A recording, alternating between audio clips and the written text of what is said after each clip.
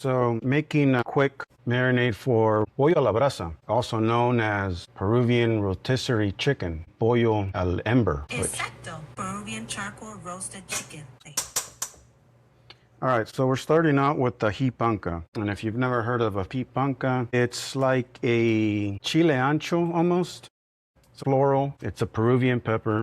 It's not that spicy, and it's a bit dark. And I like to go about a 3-to-1 ratio. You don't have to use ají amarillo, but I do like the spice in it. And ají amarillo has a bit of a lemon tweak to it. Now, how much is in here?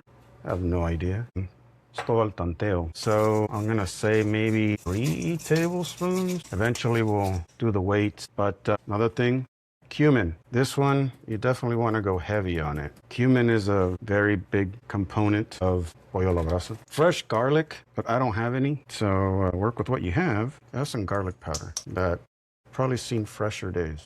Then another one, sillao, also known as salsa soya, or commonly known as soy sauce, salty. But then vinagre, so white vinegar, it'll give it that brightness, that acid. Somehow I thought I had a whisk. Still missing stuff. Oregano. So a little bit of dried oregano goes a long way. More cumin. And I'm not a cumin fan. Let's say a little bit more vinegar too. You want it to be a little bit acidic.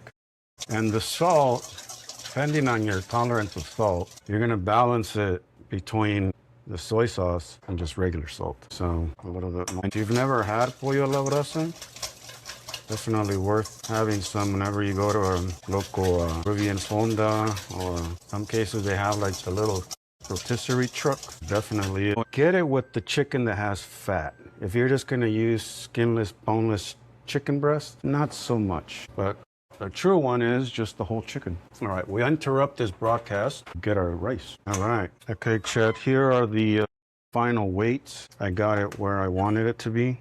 The yield, the weight of the actual product, and so that gives us... Dímelo cuando lo tengas. Usamos los ingredientes suman 327 gramos de marinada antes de agregar la sal. Chat, so we're using boneless, skinless chicken thigh, 1 kilo. Kilo de muslos de pollo sin hueso ni piel.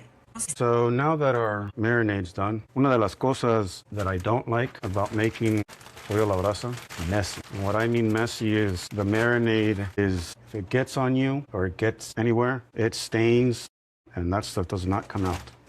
So I always like to double bag it, see, and then, yeah, save it. And so I'm gonna leave this a good 4 hours. Ideally, you wanna leave it overnight, especially if it is the entire chicken. So if you are gonna marinate an entire bird, you definitely wanna leave it overnight, but also every couple of hours, kind of move it around and make sure all the stuff gets in there and stop making a mess. So after this, go to town however you wanna cook it, you know, al horno. Just roast it on a sheet pan. You can bake it. I think I'm gonna grill it, so it'll get another smokiness to it.